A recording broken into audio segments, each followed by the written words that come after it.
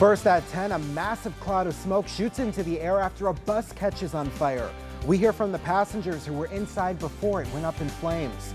Plus, more suspicious fires set in the city of Greenfield and the random graffiti that could be a clue. And more low clouds coming into the region tonight. Will they stick around for your weekend forecast? And a surprising turn in the case of a missing hit-and-run suspect after officers find the man wanted dead. News at 10 starts right now. This is KION News Channel 546 on the Central Coast CW. More suspicious fires in Greenfield. Thanks for being here. I'm Zach Fuentes. The fire department says there's been at least 3 more fires in the city since we brought you this story last week. That brings the total number to at least 8. Now, some of these new fires were set close to where others were started before, near a sports field off of Walnut Avenue in Greenfield and also behind the town's Rite Aid. Now, investigators are looking into some unique graffiti they think could be related to all of those fires. KION's Josh Cristianto has more. So I'm standing in front of one of the graffiti tags that fire officials are interested in. It says the word pyro, and what makes it interesting to them is that it is located close to where one suspicious fire happened earlier today. It's a mystery that's getting a little more mysterious. Greenfield Fire Chief Jim Langborg says there's been 3 more suspicious fires this week, on top of the 5 they've already seen in town this month. 2 in the same location, another happened Thursday outside the Little League fields near Oak Avenue Elementary School. But firefighters noticed something strange near this fire, a graffiti tag that says pyro, and this isn't the only one. What we've noticed is around town, a tagger by the name of Pyro has been popping up in different locations. And in fact, today, that tag was within feet of the latest fire. These pyro tags have been seen in Patriot Park, though there have been no fires there. But strangely enough, when I went to check out another fire location in a grassy area behind the Rite Aid on Walnut Avenue, there it was again, the word pyro graffitied onto a wall. I sent a photo to the fire chief. He told me he hadn't noticed that before. If you look at the writing and if you look at our Facebook page, you'll see some different tags, but it's all very similar. You'll see that there have been some slight changes, progressions, like in today's tag, which I think is one of the newer ones. The investigation is still ongoing. They haven't gotten any closer to identifying who is doing this, but Langborg says they have surveillance footage. Some residents say it's scary to see this happening. I mean, it's probably a person that's not all there doing this, damaging, it's properties that they're damaging. The fire department hopes putting out pictures of the graffiti and getting the word out there will help solve this case. They want to stop this before something worse happens. And if you have any information about the graffiti or any of the suspicious fires that have been going on in the city, you're encouraged to call the Greenfield Fire Department. First at 10, the wanted suspect in a wrong-way crash earlier this week was found dead in the Salinas riverbed in Paso Robles. It's a story we first brought you earlier this week. Pedro Alvarado Torres was wanted in a hit-and-run case that happened in Templeton Monday. Torres was driving the wrong way down Highway 101 when he hit another car. He then ran off, and after the crash, 2 others drove up to the scene to help and were standing in the road when they were hit by another driver. One of those people later died. Torres' death is now under investigation, and the one for the accident is still open. In court, a 24-year-old Watsonville man is accused of videotaping sex acts with 2 children. 24-year-old Travis Hernandez had his head buried in his hands for part of today's hearing.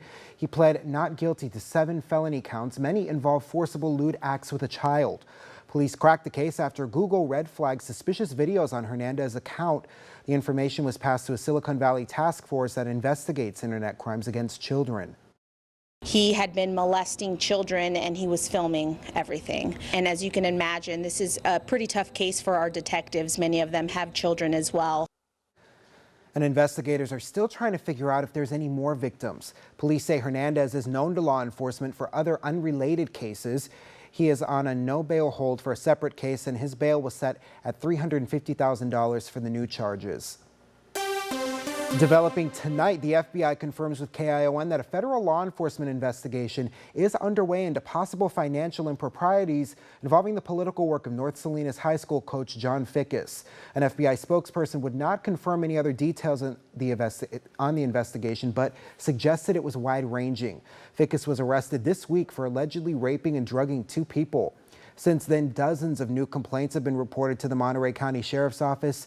He is currently out of jail on a $400,000 bail.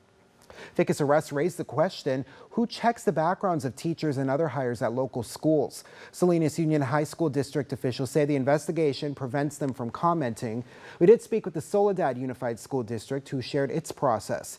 It's one that Chief Business Officer Elizabeth Wilson says is required of all schools under California law. She says the DOJ looks to see if there's criminal activity in a person's background. If it finds a felony, the Soledad District removes that person from its hiring process. And that goes for anyone, including volunteers. Now, if there's no criminal activity reported on someone, we'll get a negative report. That doesn't mean that somebody hasn't done something that they shouldn't have done. Wilson says the DOJ will also notify the school district if criminal activity appears at any time during a staff member's employment, and that every school district is responsible to clear a person's background before they're hired. A would-be car thief in Florida was stopped in his tracks because he didn't know how to drive a stick shift. According to the local sheriff's office, Jalen Alexander tried to steal an elderly man's car while the man was placing his walker in the trunk. Alexander attacked the man, jumped in the car, and locked the door, and tried to drive away, but stalled multiple times. He left the car, but stole another and was eventually arrested. A heads up for all of you car lovers. The city of Seaside will be hosting Exotics on Broadway during Monterey Car Week. The event's new name is signifying the location change from Cannery Row in Monterey to Broadway Avenue in Seaside. That event is going to be happening Saturday, August 17th from 4 to 8 p.m. And now, Chief Meteorologist Dan Siaka with your Weather Authority forecast. Well, it turned out to be a decent day today, just a little on the cooler side across the Central Coast. One of the reasons is we had a few more low clouds, and they're out there tonight already pushing into Hollister, Gilroy, where the lighter colors are here. This is indicating the cloud cover where you see these darker colors. That is land that doesn't have any cloud on it. Mostly areas around the bay and the adjacent valleys feeling that cloud cover. Another interesting way of seeing where all of that marine layer air or that cooler moist air is by using a relative humidity. We can see the high humidity values up into the Salinas Valley where we have clouds up and around the bay, but inland where we have the lower values, the 50% or less, not seeing that air make it all the way inland and tonight, keeping things dry. However, these humidity values quite a bit higher even for our far inland areas than this time last night as we have a more moist air mass in place. Temperatures at the moment in the upper 50s to low 60s for most cities around the bay. I'll be taking a look at your temperature trend for the weekend, and we'll be talking about your rodeo forecast. That's all coming up. Dan, thank you. The city of Gonzales has housing plans that could double its population. The proposed housing development would expand city limits. The residential community would be on the northeast part of the city, just off Highway 101. Right now, that area is farmland owned by the Fano Ranch, but the 450-acre plot of land has been pitched to the city to add almost 2,000 homes. The city manager says the last time they had a development built was in 2005, and that was less than 100 homes. He says this proposed plan to add apartments, duplexes, and single-family homes would be unlike anything the city's seen before. And local business owners are excited at the prospect. We do kind of depend heavily on kind of the surrounding cities and drawing from them for business. So, you know, having more local business would probably be really nice too. The plans will be brought to the county for approval. If all goes right, developers could break ground near the start of 2021. A terrifying scene on the highway as a bus catches on fire. We'll hear from the kids who were on board, plus a special report on four-legged officers and how they're helping keep drugs out of Monterey County. Welcome back. Check this out. Caught on camera. Here it is, a church bus caught on fire in Texas. The flames and smoke were clearly visible from at least a mile away. A group of teens was inside the bus before it caught fire. They say they heard what sounded like a blown tire and then saw smoke coming from the back of that bus before it all went up. It's scary. Seeing all the girls like crying and freaking out, it kind of made me like freak out more. Yeah, it must have been a terrifying scene. Amazingly, all of the students got to safety and thankfully were not hurt. For For years, they've been fighting crime side by side with police officers on the streets of Salinas, but now the department is getting some backup to sniff out drugs in Monterey County. Amanda Gomez has our special report. It's been about 5 or 6 years since the department has had their own drug-sniffing dogs, and we got to meet the newest members of the team to find out how they're helping keep you safe. Find it. Where is it? Oakley and Keno So now he's just trying to pinpoint it down. are on the hunt. And sometimes he'll look to me for a little bit of help. Inside our KION TV station in Salinas. He has to take in all those smells. Different piece of furniture. You know, if the person working in the office had a pizza, he's gonna have to smell all those smells and differentiate from those smells to what he's looking for. What they're looking for, drugs. So we have here, we have heroin that was taken off the streets. Officer Carlos Rios and Zach Dunnigan are going to hide the drugs inside our building and let their dogs go to work. So with some dogs, they will eat it. So we try to put in a location where they can smell it, but it's not easily accessible to them where it might be dangerous where they can get to it and they can eat it. Watch again as Oakley makes his way around this room before sniffing out the heroin in the couch. Show me. Walk me through, Zach, what happened. You knew because he sat down. When he put his nose, you saw when he put his nose on the cushion, he sat. That's a good indication that there's narcotics there, because he's trained in 4 specific narcotics: heroin, meth, ecstasy, and cocaine. But Officer Dunnigan says dogs may not always sit, so an officer really just looks for a change in his dog's behavior. So his different breathing pattern, his tail wagging. Now it's Keno's turn. Showing his handler, Officer Rios, exactly where the drugs are hidden, then comes his reward. Yes, that's a good boy. That's a good boy. Unlike Oakley, Keno doesn't just track down drugs. He's trained to apprehend suspects. He's trained to find them. And if we need to search for drugs, we'll search for drugs. But his main purpose is to apprehend suspects. His bark, I'm not going to say is worse than his bite, because I think his bite's pretty bad too. But just having him out there gives the other officers reassurance that it's just an additional tool for our rapidly evolving situations. And that's what both officers say is most important. Their canines are helping protect police and you. It's great for our unit, the Violence Suppression Task Force, to have a narcotics sniffing dog, because like it says in our name, violence is kind of tied to drugs for the most part, whether it be gangs or just bad drugs on the streets. So it is a big portion of our task force is trying to stop the narcotic sales in Monterey County as a whole. For me, it's been the most rewarding. He is a tool to supplement the patrol, but he's also my partner, and we get to go home at night, and that's great.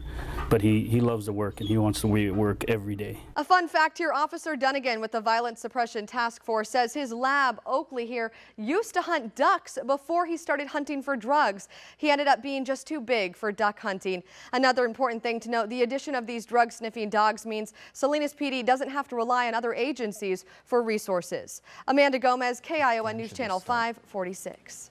All right, let's head over to Chief Meteorologist for our weather today, Dan.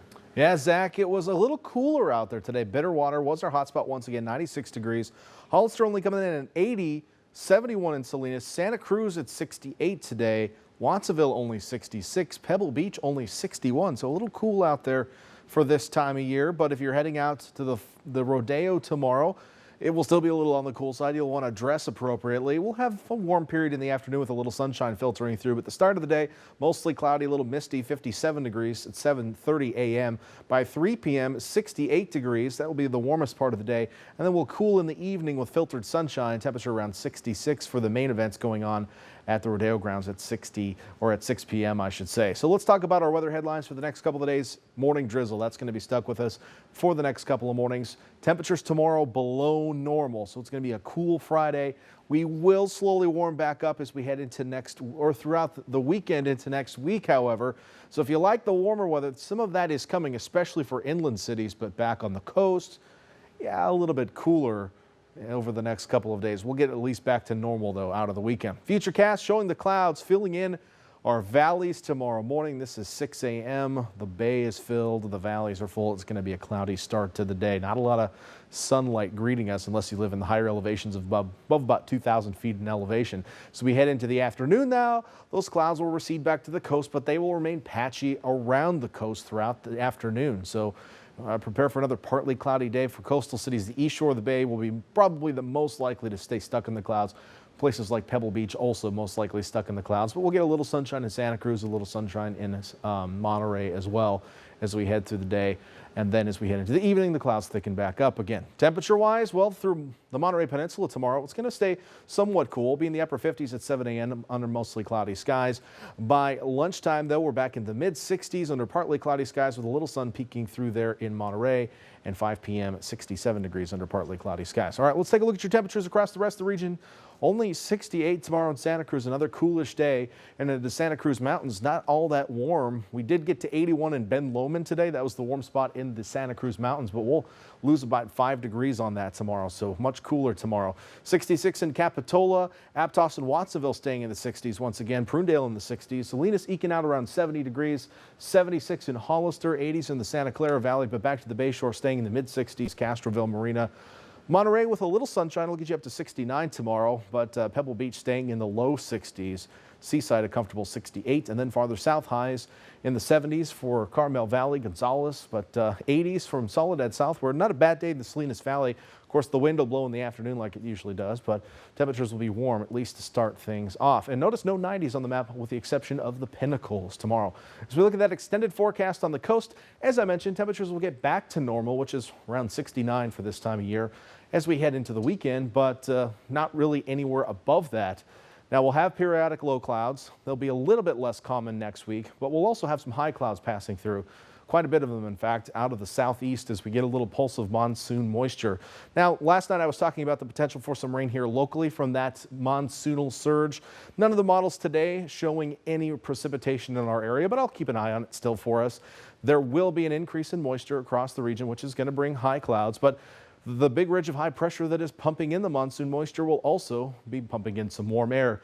So our inland highs will get above normal for all of next week. So we'll enjoy the next couple of cool days in the meantime. Zach Fuentes, back to you. Yeah, we'll do just that, Dan. Thank you. Just ahead, with concerns over apps like FaceApp, we're going to break down some of the things you should be looking for before you hand over your personal info. Plus, Congress has a plan to protect animals from trophy hunters. More on the bill, inspired by a famous lion. Welcome back.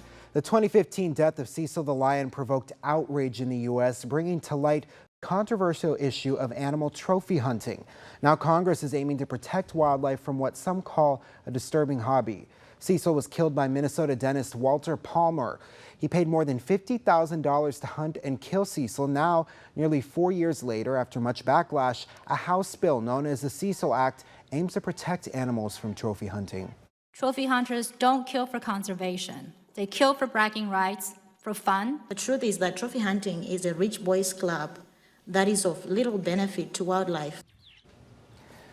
Animal rights activists praised the bill, saying it would protect the most vulnerable animals, but opponents argued trophy hunting is an effective tool for conservation.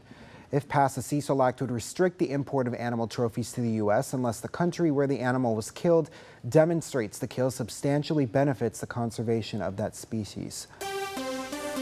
If you've been using social media lately, you might notice your friends have all aged. That's because of FaceApp, which scans photos of users' faces and ages them. Now, security experts warn the app could be mishandling your data and compromising your online safety. Now, it may seem like fun and games, but experts say you're taking a risk when sharing personal information online, even on your phone. So how do you protect yourself? Experts say look closely at who's making the app. Also, apps will often ask for your phone number, email, and location. Cybersecurity expert Steve Schillingford warns app users to think twice before giving their numbers out. All right, get this. If everyone around the globe began to eat the recommended amounts of fruits and vegetables, there wouldn't be enough to go around. A study published in Lancet Planetary Health says only about 55% of people around the globe live in countries with adequate availability of fruits and vegetables.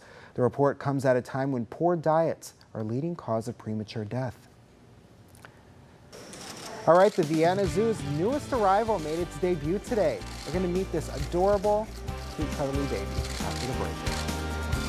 Welcome back. Comic-Con is officially underway in San Diego. The event, which started as a comic book convention, is now in its 50th year. Comic-Con now features stars from television, movies, and video games. More than 130,000 people are expected to attend the event this year. It's going to go on until Sunday. Comic-Con is being held at the San Diego Convention Center. And yeah, wraps up Sunday. Finally, tonight the Vienna Zoo can offer a new attraction to its visitors, a newborn baby elephant who is presented today to the public. Take a look. It's tried out its first expedition through the inner enclosure, not leaving its mother's side. Oh, look at that little guy. That baby already weighs 198 pounds. That's just as much as me. Yeah.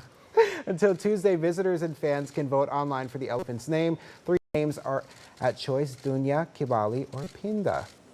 I love that. It's so adorable. And I think the gestation period, is that what you call it, is 2 years for an elephant. That's, can you imagine that? Crazy. Ladies? But look what it produces, 2 years that adorable little guy. in the womb.